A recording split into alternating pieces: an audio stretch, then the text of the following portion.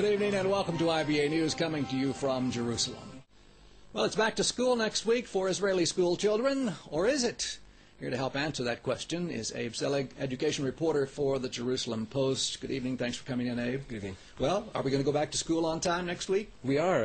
As it stands right now, we will be going back to school on time, but there's certainly a number of problems that still are resounding in the education system. But so far, so good for the parents from that standpoint. So far, so good. All right, now there is some sticking point in Petah Tikva. I understand that they're threatening to strike there, the schools, because private schools do not want to allow Ethiopian students to enroll in these private schools.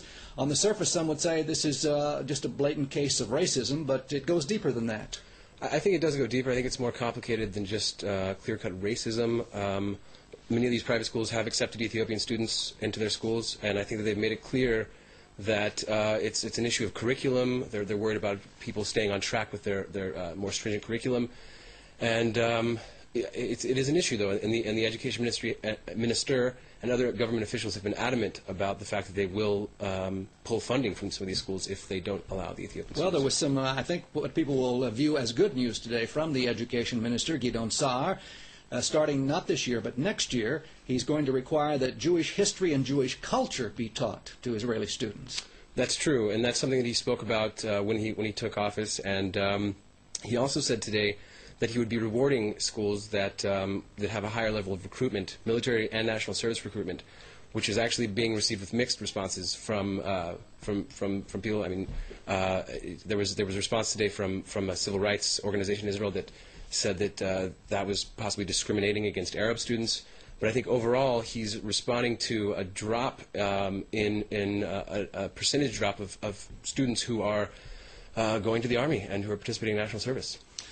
Every year there's always an issue of security at the schools because of the constant threat of terrorism here in Israel. How do we stand on the security standpoint going into next week's classes? So that is also an issue that's been unfolding over the summer. There is a lack of security guards right now for some schools in Israel, also in Jerusalem.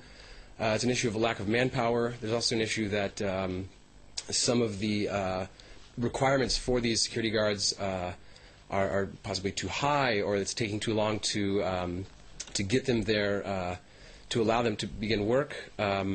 So I think that's an issue, and I know that teachers' unions and parents' unions have expressed a lot of concern over this because, as Ron Erez, the head of the Secondary Teachers Organization, said, there's security guards in front of every mall, in front of every restaurant. Why shouldn't there be security guards in front of every school? We are making some headway, are we not, on the class size problem, getting the number of students reduced? So there has been some work on that. From what I understand, we're down from 40 students to 35, which is a start. It's not optimal, though. All right, Abe Selig, education reporter for the Jerusalem Post. Thanks for coming in, Abe. Thank you. Well, turning now to the Bernie Madoff affair, and the former chief financial officer for Hadassah, Sheryl Weinstein, has come forward with a tell-all book on her alleged affair with the Ponzi scheme fraudster. Weinstein claims she had a 16-year-long romance with Madoff and plans to forward a copy of her book to his jail cell. Weinstein's book, entitled Madoff's Other Secret, Love, Money, Bernie and Me, hit the bookstores yesterday. It was an adult affair. I think it was about as adult as an affair can be. Unfortunately, it was with the biggest crook the world probably has ever seen.